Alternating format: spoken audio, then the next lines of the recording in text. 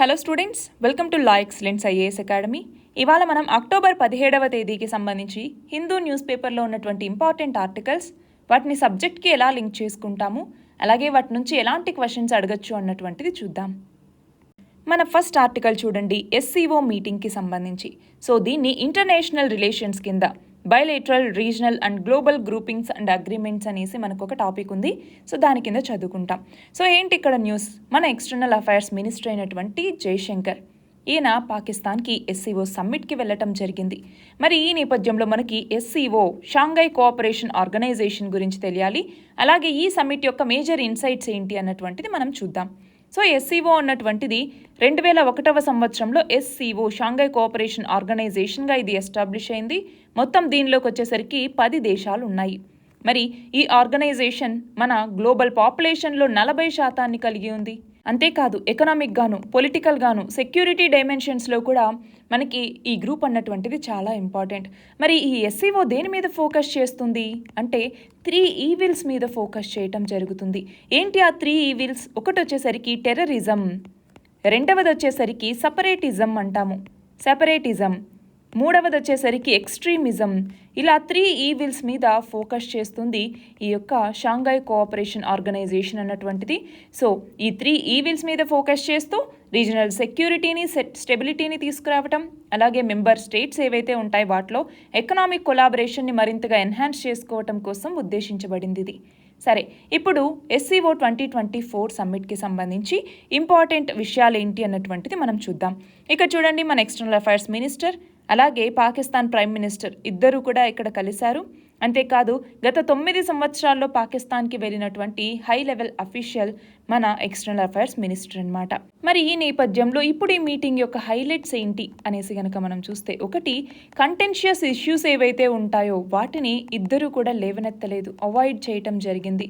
ఇద్దరు లీడర్స్ కూడా. సో కాశ్మీర్ అంశం కావచ్చు, వీటిని గురించి లేవనెత్తలేదు, ఓన్లీ టెర్రరిజం వరకు కూడా మాట్లాడారు. రెండవది వచ్చేసరికి కలెక్టివ్ రెస్పాన్సిబిలిటీకి సంబంధించి. ఏంటి కలెక్టివ్ రెస్పాన్సిబిలిటీ అంటే, ఇక్కడ ఇప్పుడు దేశాలు ఏవైతే ఉన్నాయో ఆ దేశాలన్నీ కూడా ఆనెస్ట్గా ఉండాలి, ఆనెస్ట్ కన్వర్సేషన్ అన్నటువంటిది జరగాలి, ఒక ట్రస్ట్, కోఆపరేషన్ అన్నటువంటిది ఈ షాంఘై కోఆపరేషన్ ఆర్గనైజేషన్ రీజియన్లో ఉండాలి. దానివల్ల టెర్రరిజం, సెపరేటిజం ఇలాంటివన్నీ కూడా తగ్గి ట్రేడ్ మరియు కనెక్టివిటీని పెంచుకోవటానికి ఉపయోగపడుతుంది. ఇది మాత్రమే కాదు, మనకి ఆ రీజియన్లో ఉండేటటువంటి పొటెన్షియల్ థింగ్స్ ఏవైతే ఉంటాయో, అంటే ఫ్యూచర్లో కూడా కోఆపరేషన్ అన్నటువంటిది ఉండాలి అన్ని దేశాల మధ్య అన్నట్టుగా.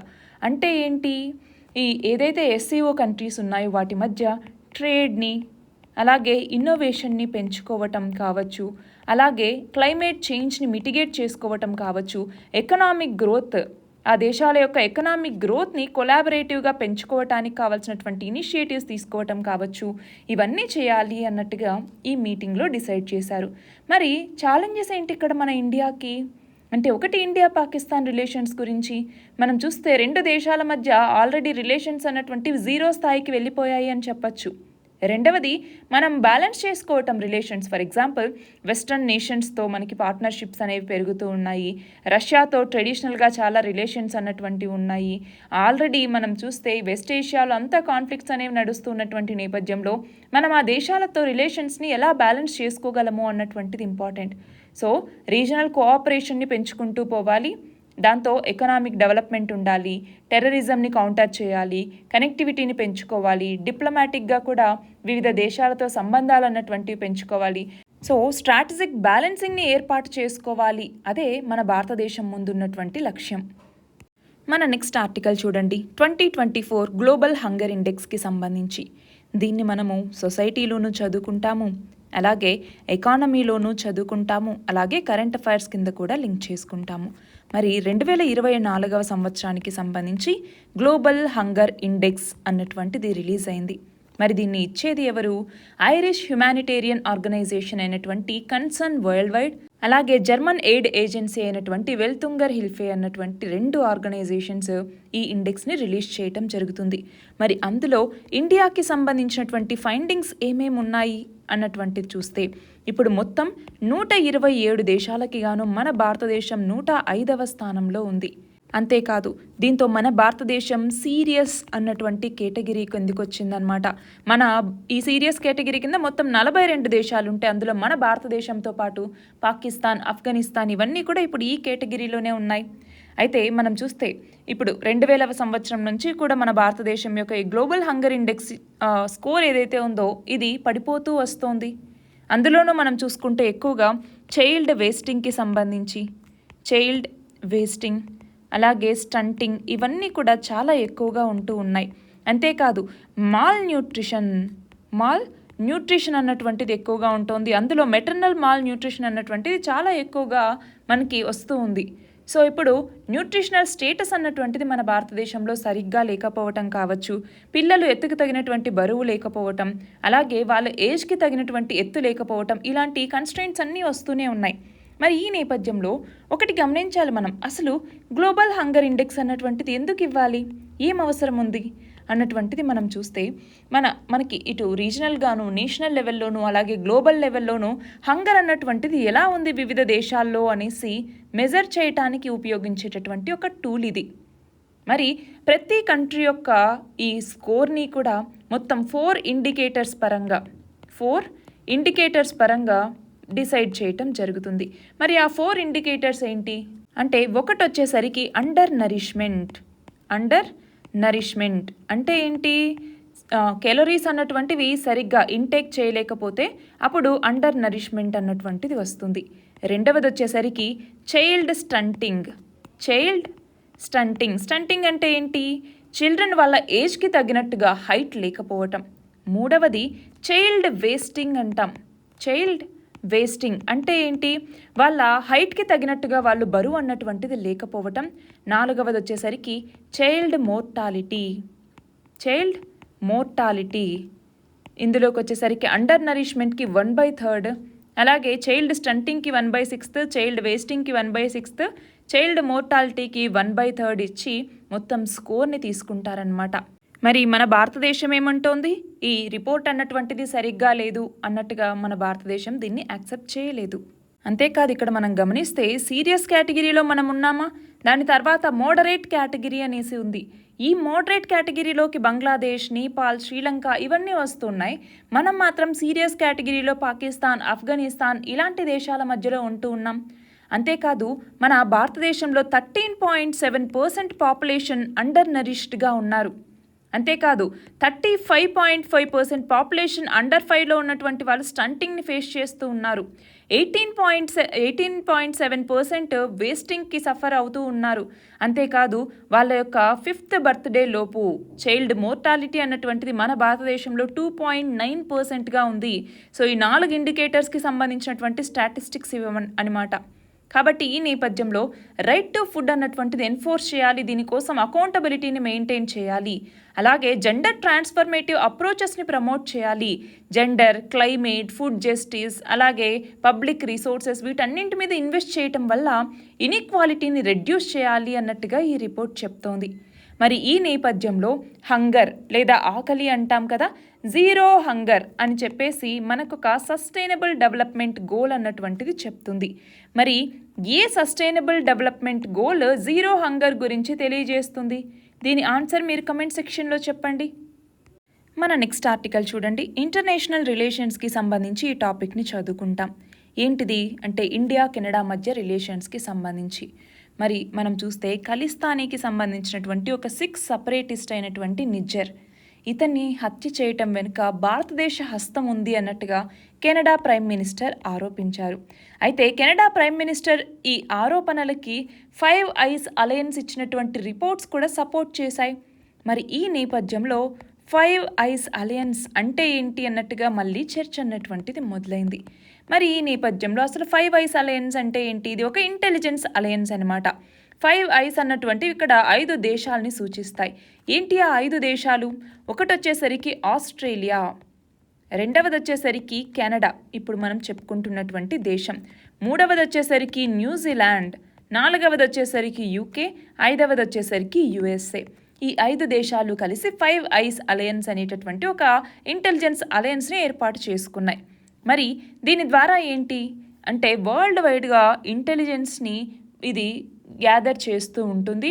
అంతేకాదు మనం గమనిస్తే ఫస్ట్లో 9 ఐస్ అలయన్స్ అనేసి 14 ఐస్ అలయన్స్ అనేసి ఇలా ఏర్పాటయ్యాయన్నమాట. ఎక్కువ దేశాలు సెక్యూరిటీ పార్ట్నర్స్గా ఇందులో ఉండేవన్నమాట. అయితే 9 ఐస్ అలయన్స్ అన్నటువంటిది కూడా ఉంది. అందులో ఈ 5 దేశాలతో పాటు 9 ఐస్లోకి వచ్చేసరికి ఈ 5 దేశాలతో పాటు ఇంకో 4 దేశాలు, అవి ఏంటి అంటే 6వ దేశం నెదర్లాండ్స్, 7వ దేశం వచ్చేసరికి డెన్మార్క్, 8వ దేశం వచ్చేసరికి ఫ్రాన్స్, 9వ దేశం వచ్చేసరికి నార్వే. ఇవి కలిసి 9 ఐస్ అలయన్స్ అనేసి ఫామ్ అయ్యాయి. ఇది కాకుండా మళ్ళీ 14 ఐస్ బ్లాక్ అన్నటువంటిది కూడా ఉంది. 14 ఐస్ బ్లాక్ అనేసి, ఈ 14 ఐస్ బ్లాక్లో ఈ 9తో పాటు ఇంకో 5 దేశాలు ఉన్నాయి. ఏంటది? 10వది వచ్చేసరికి బెల్జియం అన్నటువంటి దేశం, 11వది వచ్చేసరికి ఇటలీ అన్నటువంటి దేశం, 12వది వచ్చేసరికి జర్మనీ, 13వది వచ్చేసరికి స్పెయిన్, 14వది చివరిది వచ్చేసరికి స్వీడన్. ఈ దేశాలన్నీ 14 ఐస్ బ్లాక్లో ఉన్నాయి. అందులో 9 దేశాలని 9 ఐస్ అలయన్స్ అంటున్నాం. అందులో 5 దేశాలని ఇప్పుడు 5 ఐస్ అలయన్స్ అంటున్నాం. సో ఈ 5 ఐస్ అలయన్స్ అన్నటువంటిది వరల్డ్ వార్ 2 తర్వాత ఆ టైంలో ఇది ఏర్పాటైందనమాట. 1943లో బ్రిటన్కి మరియు యుఎస్ఏకి మధ్య బ్రూసా అన్నటువంటి అగ్రిమెంట్ జరిగిందనమాట. ఈ అగ్రిమెంట్ ద్వారా ఫామ్ అయినటువంటిదే ఈ 5 ఐస్ అలయన్స్ అన్నటువంటిది. మరి దీన్ని అఫీషియల్గా మనం చూస్తే ఎగ్జిస్టెన్స్లోకి వచ్చిందేమో 1980s నుంచి, బట్ 2010లో ఈ అగ్రిమెంట్కి సంబంధించినటువంటి ఫైల్స్ని రిలీజ్ చేశారు. బట్ మనకు అది అక్కర్లేదు. ఇక్కడ మనం గమనిస్తే ఇది ఎలా వర్క్ చేస్తుంది అంటే కామన్ ఇంట్రెస్ట్స్ ఏవైతే ఉంటాయో దేశంలో వాటి మీద ఇది ఎక్కువగా పనిచేస్తూ ఉంటుంది. సో ఇంటెలిజెన్స్ ఓవర్సైట్ని ఇవ్వటం, అది కూడా నాన్ పొలిటికల్ అనమాట. రివ్యూ చేయటం, సెక్యూరిటీ ఎంటిటీస్ ఏవైతే ఉంటాయో వాటికి సంబంధించిన ఇన్ఫర్మేషన్ని ఈ 5 ఐస్ కంట్రీస్ మధ్య షేర్ చేసుకోవటం జరుగుతుంది. మరి ఇప్పుడు ఇండియా కెనడా ఇష్యూలో ఈ 5 ఐస్ అన్నటువంటిది ఎలాంటి రోల్ని ప్లే చేస్తోంది అంటే గమనించాలి. ఇటు యుఎస్ఏకి, యూకేకి, ఆస్ట్రేలియాకి మనతో చాలా ఇంపార్టెంట్ రిలేషన్స్ అన్నటువంటివి ఉన్నాయి. అంతేకాదు మన భారతదేశానికి సంబంధించినటువంటి ఇండియన్ ఆరిజిన్ పాపులేషన్ కూడా ఈ దేశాల్లో చాలా ఎక్కువగా ఉన్నారు. మరి అలాంటి నేపథ్యంలో ఇప్పుడు ప్రో ఖలిస్తానీ యాక్టివిస్టులకి కెనడా సపోర్ట్ చేస్తూ ఉంటే ఈ యొక్క రిపోర్ట్స్ ఏవైతే 5 ఐస్ అలయన్స్ ఇచ్చిందో ఇది కూడా వాళ్ళకి సపోర్ట్ చేసేలాగా ఉంది. అంతేకాదు యుఎస్ఏ కూడా ఏమనింది, ఈ కెనడా అన్నటువంటిది చాలా సీరియస్ అలిగేషన్స్ని చేస్తోంది కాబట్టి ఇండియా మీరు కూడా సపోర్ట్ చేయాలి ఈ యొక్క ఇన్వెస్టిగేషన్లో అన్నట్టుగా చెప్పడం జరిగిందనమాట. మన నెక్స్ట్ ఆర్టికల్ చూడండి, బ్యాటిల్ ఆఫ్ వాలాంగ్కి సంబంధించి. సో మనం ఇంటర్నల్ సెక్యూరిటీ అన్నటువంటి టాపిక్ కింద చదువుకుంటాము. మరి బ్యాటిల్ ఆఫ్ వాలాంగ్ జరిగి 62 సంవత్సరాలు అవుతోంది. సో 62nd యానివర్సరీ అనమాట ఇవాళ. మరి ఈ నేపథ్యంలో ఒక మంత్ లాంగ్ సిరీస్ లాగా ఒక కమామరేటివ్ ఈవెంట్స్ని తీసుకురావాలి అన్నట్టుగా ఆర్మీ ప్లాన్ చేస్తోంది. సో 1962లో చైనాతో వార్ జరుగుతూ ఉన్నప్పుడు అరుణాచల్ ప్రదేశ్లో ఉన్నటువంటి వాలాంగ్ అనేటటువంటి ప్రాంతం ఇది మెక్మహాన్ లైన్కి చాలా దగ్గరగా ఉంటుందన్నమాట. సో ఇది ఒక బ్యాటిల్ ఫీల్డ్ లాగా అయింది ఈ సినో ఇండో వార్లో. మరి అక్కడ ఇండియన్ ఫోర్సెస్లోకి వచ్చేసరికి 4th సిక్ రెజిమెంట్ కావచ్చు, అలాగే 6th కుమావోన్ రెజిమెంట్ అన్నటువంటిది కావచ్చు, 3 గోర్ఖా రైఫిల్స్, ఇవన్నీ కూడా చైనా ఫోర్సెస్ని దాదాపు 4 వారాల పాటు నిలువరించడం జరిగింది. మరి దాంతో ఇటు మన దేశానికి అటు చైనాకి మధ్య చాలా లాస్ అన్నటువంటిది వచ్చింది, ఎంతోమంది చనిపోయారు. ఆ నేపథ్యంలో ఇటు ఇండియన్ ఫోర్సెస్ అటు చైనా ఫోర్సెస్ కూడా విత్డ్రా చేసుకుంది. ఎందుకు అంటే అంత హెవీ క్యాజువాలిటీస్ అన్నటువంటివి అయ్యాయి. సో దాంతో చైనీస్ మన భారతదేశంలోకి మరీ దూసుకురావటం అన్నటువంటిది కూడా చాలా వరకు డిలే చేశారు వీళ్ళందరూ కలిసి. సో ఈ బ్యాటిల్ ఆఫ్ వాలాంగ్కి గుర్తుగా మన భారతదేశం కూడా అక్కడ ఒక కమామరేటివ్ వార్ మెమోరియల్ని తీసుకురావటం జరిగింది. సో దీని ద్వారా ఏంటి, చైనీస్ డిఫెన్సివ్ ఫోర్సెస్ దాదాపు 4000 మంది సోల్జర్స్ని మన వాళ్ళు 800 మందితోనే కేవలం 27 రోజుల పాటు నిలువరించాం మనం. సో ఇండియా యొక్క బ్రేవరీకి, మన యొక్క రెసిలియన్స్కి ఈ వార్ అన్నటువంటిది ఒక నిదర్శనం. అందుకే ఇప్పుడు 1 రోజుల పాటు ఇక్కడ కమామరేటివ్ ఈవెంట్స్ని ప్లాన్ చేసింది ఆర్మీ. మన నెక్స్ట్ ఆర్టికల్ చూడండి, హర్యానా మరియు పంజాబ్లో స్టబుల్ బర్నింగ్ కేసెస్ అన్నటువంటివి ఎక్కువ అవుతున్నాయి తప్ప తగ్గట్లేదు. సో దీంతో ఎయిర్ పొల్యూషన్ అన్నటువంటిది ఎక్కువ వస్తుంది. దాంతో ఆ పక్కన ఉండేటటువంటి మన national capital region NCR Delhi ఏదైతే ఉందో అందులో చాలా ఇబ్బందులు పడుతూ ఉన్నారు ఎయిర్ పొల్యూషన్తో. మరి ఈ నేపథ్యంలో మనం దీన్ని సైన్స్ అండ్ టెక్నాలజీకి లింక్ చేసుకోవచ్చు. అలానే జాగ్రఫికల్ లొకేషన్ కూడా మనం చూసుకుంటాం కదా. So land locked union territory ఈ యొక్క ఢిల్లీ అన్నటువంటిది. సో దాంట్లోనూ చదువుకుంటాం, కరెంట్ అఫైర్స్ కింద లింక్ చేసుకుంటాము. అట్లానే మనం చూస్తే ఇంకా గవర్నమెంట్ పాలసీస్ అండ్ ఇంటర్వెన్షన్స్ కింద చదువుకుంటాము, ల్యాండ్ రిసోర్సెస్ అన్నటువంటి టాపిక్ కింద చదువుకుంటాం. సో వీటన్నింటిలోనూ మనం లింక్ చేసుకోవచ్చు అనమాట. సో ఇప్పుడు చూడండి, పంజాబ్లోను హర్యానాలోను స్టబుల్ బర్నింగ్ కేసెస్ అన్నటువంటివి లాస్ట్ వీక్లో ఎక్కువ అవుతూ ఉన్నాయి. వాళ్ళు సరైనటువంటి మెజర్స్ తీసుకోవట్లేదు అసలు ఈ రాష్ట్రాలు అన్నట్టుగా సుప్రీంకోర్టు ఇక్కడ అంటోంది. మరి ఈ నేపథ్యంలో స్టబుల్ బర్నింగ్ అంటే ఏంటి? స్టబుల్ బర్నింగ్ అంటే మనం వరి కానీ గోధుమ కానీ ఇలాంటి పంటలు పండించిన తర్వాత అప్పుడు ఏం చేస్తామో ఆ గ్రెయిన్స్ని హార్వెస్ట్ చేస్తామా, దాని తర్వాత మిగతా వ్యర్థం ఏదైతే ఉంటుందో, ఆ స్టబుల్ ఏదైతే ఉంటుందో దాన్ని కాల్చివేస్తారనమాట. చాలా వరకు ఆ క్రాప్ రెసిడ్యూని తీసేయటానికి ఆ ఫీల్డ్ని కాల్చివేస్తారు. అది కూడా మనం ఎండ్ ఆఫ్ సెప్టెంబర్ ఈ టైంలో ఎక్కువగా చూస్తూ ఉంటాం. ఎండ్ ఆఫ్ సెప్టెంబర్ నుంచి నవంబర్ బిగినింగ్ వరకు ఈ ప్రాక్టీస్ అన్నటువంటిది ఎక్కువగా పంజాబ్, హర్యానా, ఉత్తరప్రదేశ్ ఇలాంటి టైంలో జరుగుతూ ఉంటుంది. మరి దీనివల్ల ఎఫెక్ట్స్ ఏంటి అంటే, ఒకటి డ్యామేజ్. దేనికి డ్యామేజ్? ఎన్వైరన్మెంట్కి చాలా డ్యామేజ్ అన్నటువంటిది కలుగుతుంది. సో దీనివల్ల కార్బన్ మోనాక్సైడ్ అన్నటువంటిది కావచ్చు, అలాగే మీథేన్ CH4 అన్నటువంటిది కావచ్చు, అలాగే పాలీసైక్లిక్ ఆరోమాటిక్ హైడ్రోకార్బన్స్ అన్నటువంటివి వస్తూ ఉంటాయి. వోలటైల్ ఆర్గానిక్ కాంపౌండ్స్ అన్నటువంటివి ఎన్వైరన్మెంట్లోకి రిలీజ్ అవుతాయి. దానివల్ల ఒక థిక్ స్మాగ్ అన్నటువంటిది ఏర్పడుతుంది. సో ఈ పొల్యూటెంట్స్ అన్నీ కలిసి అక్కడ ఉన్నటువంటి ఎయిర్ క్వాలిటీని, అంతేకాకుండా పీపుల్ యొక్క హెల్త్, ఎయిర్ క్వాలిటీ అలాగే హెల్త్ ఈ రెండింటినీ కూడా అఫెక్ట్ చేస్తాయి. అంతేకాదు ఢిల్లీ యొక్క ఎయిర్ పొల్యూషన్కి ప్రైమరీ కాజెస్లో ఇది కూడా ఒకటి. అంతేనా? రెండవది సాయిల్ ప్రాపర్టీస్ని కూడా ఇది ఇంపాక్ట్ చేస్తుంది. ఎలాగా అంటే ఆ సాయిల్లో కాల్చివేస్తూ ఉన్నారు. సో సాయిల్ టెంపరేచర్ అనేది ఎలివేట్ చేస్తుంది. దానివల్ల ఆ సాయిల్లో ఏవైతే మనకి బెనిఫిషియల్ ఆర్గానిజమ్స్ ఉంటాయో అవి చనిపోతాయి. అంతేనా? సో ఆ మైక్రోబియల్ పాపులేషన్ అన్నటువంటిది అక్కడ మనం లాస్ అయిపోయినట్టే. సో నైట్రోజన్, కార్బన్ వీటి యొక్క లెవెల్స్ అన్నటువంటివి పడిపోతాయి కూడా అక్కడ. అంతేకాకుండా హ్యూమన్ హెల్త్, ఇందాక కూడా చెప్పుకున్నాం కదా, హ్యూమన్ హెల్త్ మీద కూడా ఇది చాలా ఇంపాక్ట్ అన్నటువంటిది చూపిస్తుంది. ఎందుకు అంటే స్కిన్ ఇరిటేషన్ అన్నటువంటిది రావచ్చు, న్యూరలాజికల్, కార్డియోవాస్కులర్, రెస్పిరేటరీ ప్రాబ్లమ్స్ అన్నటువంటివి కూడా దీనివల్ల అరైజ్ అవుతాయి. పోనీ మనకి దీనికి సంబంధించి స్టబుల్ బర్నింగ్కి సంబంధించినటువంటి దీన్ని తగ్గించడానికి సరైన ఇన్ఫ్రాస్ట్రక్చర్ అన్నటువంటిది ఉందా అనేసి చూస్తే అది సరైనటువంటి ఇన్ఫ్రాస్ట్రక్చర్ అందుబాటులో ఉండట్లేదు. తీసుకొచ్చారు ఇన్ఫ్రాస్ట్రక్చర్, కాదనట్లేదు, కానీ అది సరైన అందుబాటులో ఉందా అంటే అది కూడా లేదు.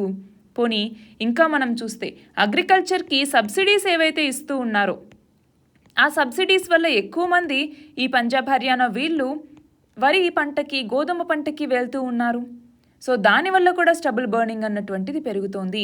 మరి ఈ నేపథ్యంలో ప్యాలటైజేషన్ అన్నటువంటిది తీసుకురావచ్చు. అంటే ప్యాడీ స్ట్రాని డ్రై చేసి దాన్ని చిన్న చిన్న పెల్లెట్స్ లాగా కన్వర్ట్ చేస్తారనమాట. దానివల్ల ఇటు కోల్, దాన్ని మళ్ళీ పవర్ ప్లాంట్స్లోను, ఇండస్ట్రీస్లోను వాడుకోవచ్చు. సో కోల్ అన్నటువంటిది సేవ్ అవుతుంది, కార్బన్ ఎమిషన్స్ అన్నటువంటివి తగ్గుతాయి.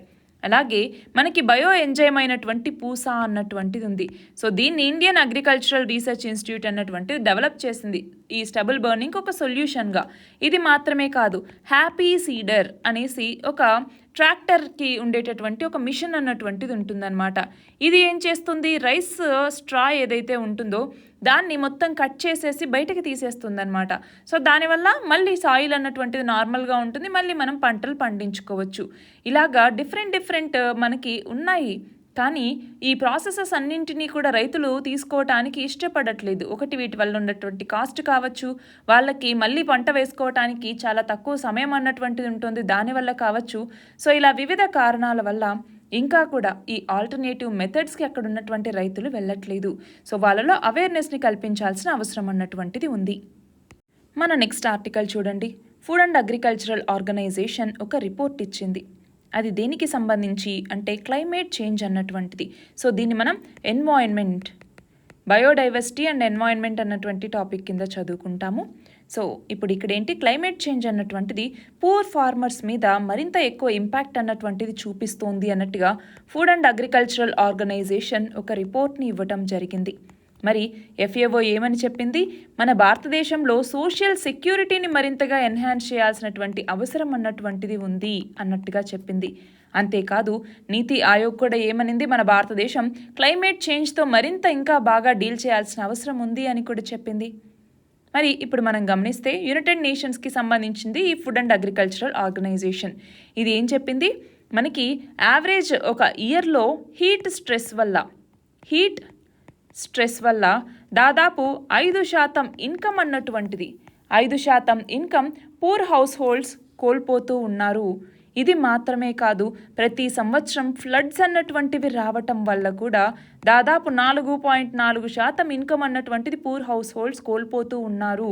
అంతేకాదు క్లైమేట్ చేంజ్ వల్ల ఈ ఫార్మింగ్ పాపులేషన్స్ చాలా నెగిటివ్ ఇంపాక్ట్స్ని ఎదుర్కొంటోంది అన్నట్టుగా వార్నింగ్ కూడా ఇవ్వటం జరిగింది. అంతేకాదు ఆన్ ఫామ్ ఇన్హౌస్ సోర్సెస్ ఏవైతే ఉంటాయో రూరల్ పూర్కి సంబంధించి అవి డిఫరెంట్ వేస్లో వాళ్ళ మీద ఎఫెక్ట్ చూపిస్తూ ఉన్నాయి.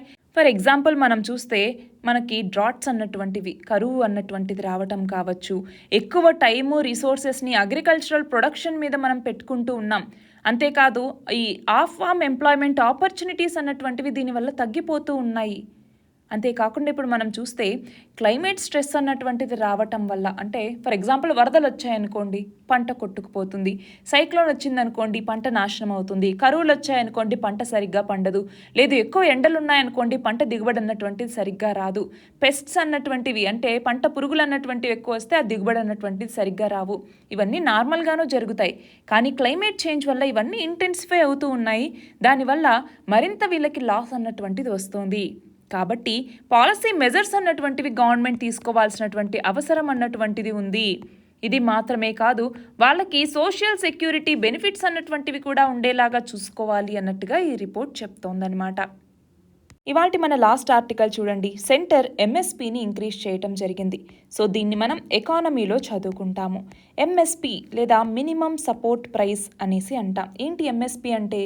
ఫార్మర్స్కి గవర్నమెంట్ మీ ప్రొడ్యూస్ని ఇదిగో మేము ఇంత ధరకి కొనుక్కుంటాము అనేసి ఒక గ్యారంటీ అమౌంట్ని చెప్తుంది. దాన్నే MSP అనేసి అంటాం. మరి ఈ MSPని రికమెండ్ చేసేది ఎవరు? అంటే ఎవరి రికమెండేషన్స్ మేరకు MSPని ప్రకటిస్తారు అంటే CACP అంటే ఏంటి? Commission for agricultural costs and prices అనేసి ఉంటుంది. సో ఇది వేరియస్ ఫ్యాక్టర్స్ని కన్సిడర్ చేస్తుందన్నమాట. అంటే కాస్ట్ ఆఫ్ ప్రొడక్షన్ ఏంటి, డిమాండ్ మరియు సప్లై ఎలా ఉంది, మార్కెట్ ప్రైస్ ట్రెండ్స్ అనేవి ఎలా ఉన్నాయి, సో వీటన్నింటినీ చూసుకుని ఈ CACP అన్నటువంటిది రికమెండ్ చేస్తుంది. CACP అన్నటువంటిది ministry of agriculture and farmers welfare కింద ఉంటుందన్నమాట. మరి ఇది బాగానే ఉంది, రికమెండ్ చేస్తారు CACP. మరి అనౌన్స్ చేసేది ఎవరు? ఈ MSPని అనౌన్స్ చేసేది ఎవరు అంటే దానికి CCEA cabinet committee on economic affairs అనేసి ఉంటుంది. దీనికి చైర్గా ఎవరు ఉంటారు? మన ప్రైమ్ మినిస్టర్ ఉంటారనమాట. సో వీళ్ళదే ఫైనల్ డెసిషన్, అంటే అప్రూవల్ అన్నటువంటిది ఇక్కడే అవుతుంది. సో MSP అన్నటువంటిది అసలు ఎందుకు తీసుకొచ్చారు, ఎందుకు అవసరం MSP అంటే క్రాప్ డైవర్సిఫికేషన్ అన్నటువంటిది ఉండాలి అన్నటువంటి ఉద్దేశంతో ఎక్కువ పంటలకు గనక మేము మద్దతు ధర ప్రకటిస్తే అప్పుడు ఎక్కువ పంటలు పండించడానికి రైతులు ముందుకొస్తారు అన్నటువంటి ఉద్దేశంతో దీన్ని తీసుకొచ్చారు. సో మరి క్రాప్స్ అన్నటువంటివి దీని కింద ఏమేమి ఉన్నాయంటే 23 క్రాప్స్కి ఈ MSP అన్నటువంటిది ఇస్తారు. అందులో 22 వచ్చేసరికి మ్యాండేటెడ్ క్రాప్స్ అన్నటువంటివి, 22 మ్యాండేటెడ్ క్రాప్స్, ఒకటి వచ్చేసరికి ఫెయిర్ అండ్ రెమ్యూనరేటివ్ ప్రైస్ అన్నటువంటిది దీనికి ఇస్తారు. మరి ఈ మ్యాండేటెడ్ క్రాప్స్లోకి వచ్చేసరికి 14 వచ్చేసరికి ఖరీఫ్ సీజన్లో ఉన్నటువంటి క్రాప్స్, 6 వచ్చేసరికి రబీ సీజన్లో ఉన్నటువంటి క్రాప్స్, ఇంకొక 2 వచ్చేసరికి కమర్షియల్ క్రాప్స్ అన్నమాట, కమర్షియల్ క్రాప్స్. మరి ఇందులోకి వచ్చేసరికి మనకి ఇంకొకటి గమనించాలి, అసలు MSP యొక్క నీడ్ ఏంటి అంటే ఇప్పుడు డిమానిటైజేషన్ కావచ్చు, GST కావచ్చు, ఇలాంటివన్నీ తీసుకురావటం వల్ల రూరల్ ఎకానమీ చాలా దెబ్బతింది. అందులోనూ నాన్ ఫార్మ్ సెక్టార్, అగ్రికల్చర్ ఇవన్నీ కూడా దెబ్బతిన్నాయి. అంతేకాకుండా ఎకానమీ కూడా 2016-17 ఆ టైం నుంచి చాలా స్లో డౌన్ అవుతూ వస్తోంది. దాని తర్వాత పాండమిక్ అన్నటువంటిది. సో వీటన్నింటి వల్ల కూడా మనం ఫార్మర్స్కి సపోర్ట్ చేయాల్సినటువంటి అవసరం అన్నటువంటిది ఉంది. ఇది మాత్రమే కాదు, ఫర్టిలైజర్స్ కనేసి, ఎలక్ట్రిసిటీ కనేసి, డీజిల్ ప్రైజెస్, పెట్రోల్ ప్రైసెస్ ఇవన్నీ పెరుగుతూ ఉన్నాయి. దానివల్ల కూడా రైతుల మీద బర్డన్ అన్నటువంటిది పెరుగుతోంది. మరి ఈ నేపథ్యంలో చాలామంది అగ్రికల్చర్ను వదిలేసి వేరే ఫీల్డ్కి వెళ్ళిపోవాలి అనేసి అనుకుంటూ ఉంటారు. అలాగే క్లైమేట్ చేంజ్ వల్ల పంట దిగుబడులు అన్నటువంటివి తగ్గుతూ ఉన్నాయి. మరి ఈ నేపథ్యంలో వీటన్నింటినీ అడ్రస్ చేయాలి అన్నటువంటి ఉద్దేశంతోనే ఎంఎస్పి అన్నటువంటి దాన్ని ప్రకటించటం జరిగింది. సో ఇప్పుడు చూడండి, వీట్కి అలాగే ఇంకొక 5 రబీ క్రాప్స్కి కూడా ఎంఎస్పిని సెంట్రల్ గవర్నమెంట్ ఇంక్రీజ్ చేసింది అన్నట్టుగా మన ఈ ఆర్టికల్. సో ఇవి ఇవాల్టి మన important articles. All the very best and thank you very much.